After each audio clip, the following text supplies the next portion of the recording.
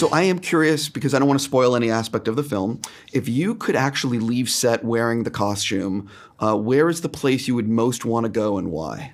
Honestly, there's only one place that I would go, which is like a children's hospital. I don't really, the idea of going and wearing that suit anywhere else, I mean, look, you know, you've gone to concerts before, like you don't wear the band shirt to the concert, particularly if you're the band. So I don't know that I would want to go and wear anything that's drawing attention to the fact that, hey, look at me, I'm Shazam, and I'm wearing my Shazam suit. That could get a little awkward, unless I'm just gonna go and blow some kids' minds who would, you know, be stoked to meet Shazam in real life. I think that could be a lot of fun. First of all, I think you should absolutely do that, because it would be amazing. And second of all, one of your castmates mentioned Hollywood Boulevard, and that actually could be fun. And the concept of all of you guys going to Hollywood Boulevard and just pretending and just having fun, that's a cool viral moment, but like it would be cool. I think that. Listen, I've had thoughts like this before. I wanted to go do D23. I was doing a D23 convention for some Tangled stuff years ago. You're involved in Disney? I know, it's crazy, right? But I thought it'd be really fun to dress up like Flynn Rider, but like get a prosthetic nose where my nose was wrong. Because if I just had a slightly different nose, a lot of people wouldn't know that it was me, but that would be kind of part of the fun, that I'm incognito, like undercover bossing it. So if we got some prosthetic noses or things that made it, you know, that made us look a little bit different, then I would totally wear the suit and go to Hollywood Boulevard. That could be fun. I heard that you like to play music before a scene, you know, where you really play music. Oh, yeah. So I'm curious, how do you select the songs that you want before what scene? And is there a lot of thought process into that? So I basically play the same playlist every day. Well, I switch it up a little bit and I'll go with some other Spotify, you know, pre-made playlists. But my particular playlist is just my liked songs playlist. It's like 550 songs at this point.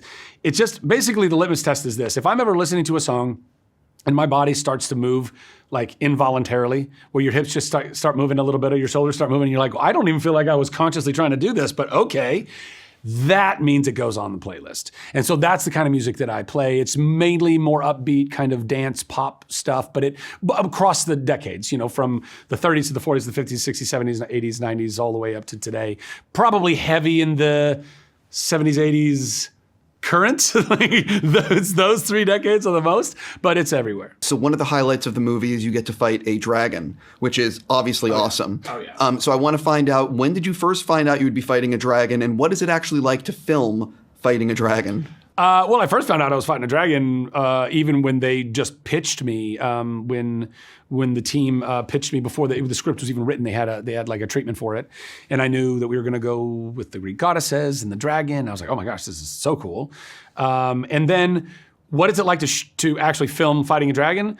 Lots of blue screen, as one could imagine. Some interesting props, like, you know, there's the scene where I'm like pulling on his tail. Well, we had like a big practical dragon tail, but it was connected to nothing. And then the rest of it's all CG'd in, you know? So that's that kind of stuff. Listen, what's fun about that is you might not have a real practical thing that you're interacting with, but you get to utilize your imagination on really, really high levels like you did when you were a kid. I mean, you know, you'd run around with nothing in your hands, and you and your buddy, I mean, my buddies would pretend to be X-Men all the time. We had nothing. We didn't have fake claws to be Wolverine. We just pretended to have them. And your imagination is just kicking on a high level, and I love doing that. I really do hope the film's a huge hit. Thank you, brother. Nice to see you.